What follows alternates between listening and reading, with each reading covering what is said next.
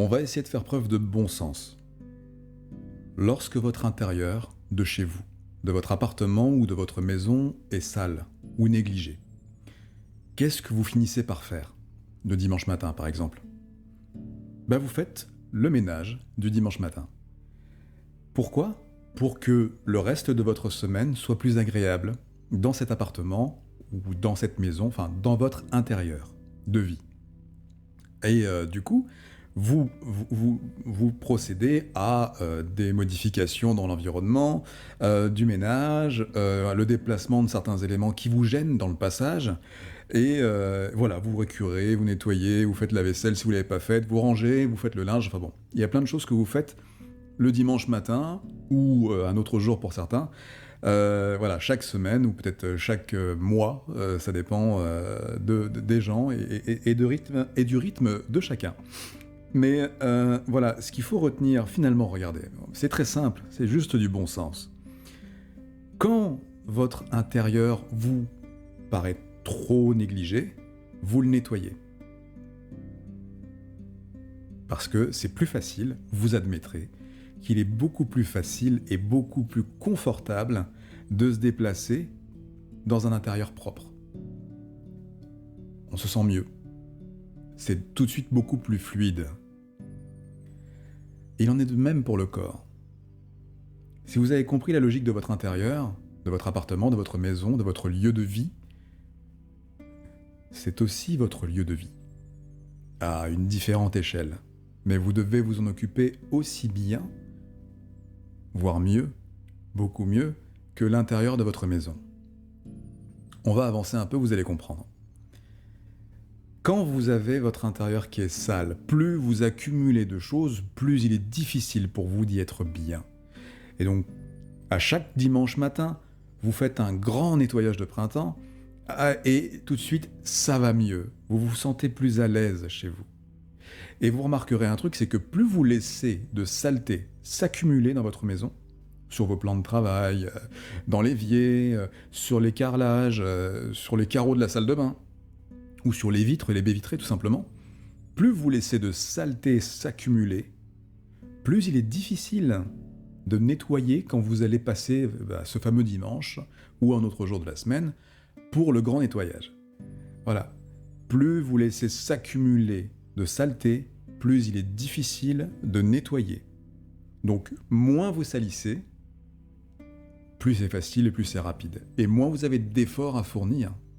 C'est important, parce que vous voyez, ceux qui passent leur journée du dimanche à nettoyer l'appartement pourraient passer moins de temps à nettoyer cet appartement et délivrer moins d'efforts si, tout au long de leur semaine, ils n'avaient simplement pas sali autant leur appartement. Ça nécessite des aménagements, bien évidemment, mais la logique est simple.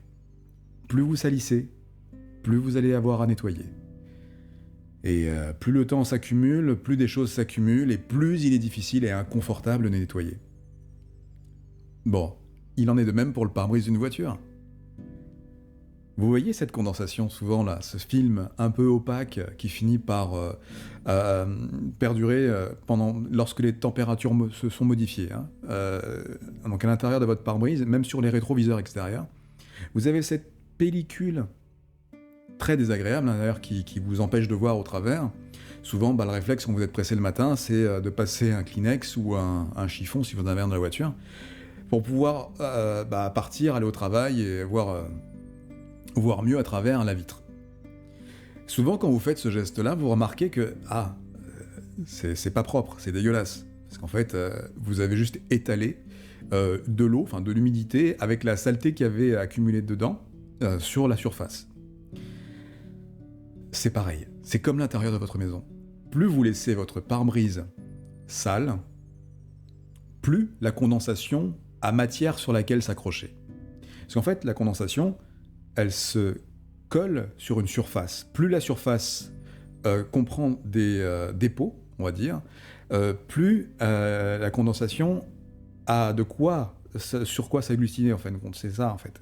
Plus il y a de saleté, plus la condensation est grande, voilà, sur la surface. Ce qui explique que pourquoi, si vous nettoyez régulièrement votre pare-brise à l'intérieur et les rétroviseurs à l'extérieur, il y aura moins de condensation. Vous aurez moins ce problème du matin dans les zones humides ou lorsque la température change, parce que vous aurez nettoyé la surface régulièrement, donc il y aura moins de dépôts qui s'accumuleront sur cette surface. Plus il y a de dépôts, plus de dépôts s'accumulent. C'est comme ça, vous voyez ? Plus il y a de matières sur lesquelles les matières vont venir se déposer, plus elles se déposeront. Tandis que moins il y a de matière, plus c'est lisse, plus c'est lisse, et moins ça colle, moins ça s'agglutine, donc moins il y aura besoin de nettoyer. En tout cas, il y aura moins d'efforts à fournir pour nettoyer. Ouais. Donc un entretien régulier du pare-brise et des rétroviseurs vous allège en effort au moment où vous voulez nettoyer ce pare-brise. Et d'autant plus que s'il y a moins de condensation, j'y reviens, vous avez moins d'efforts à fournir pour nettoyer et enlever toute la crasse qui s'est accumulée dans cette humidité. Voilà. Juste faites preuve de bon sens. Ce que je vous explique là, pour l'intérieur de votre maison, pour l'intérieur du pare-brise d'un véhicule, c'est la même chose ici. Imaginez l'intérieur de vos artères.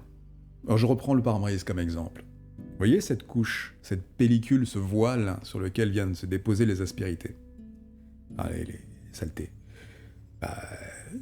Il en est de même pour la surface interne de certaines de vos artères, de vos tuyauteries, je vais appeler ça des tuyauteries, même pour les intestins, c'est pareil.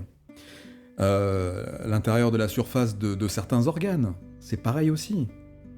Partez du principe que vous devez régulièrement porter une attention particulière à la propreté de vos organes, de vos tissus, de vos tuyaux.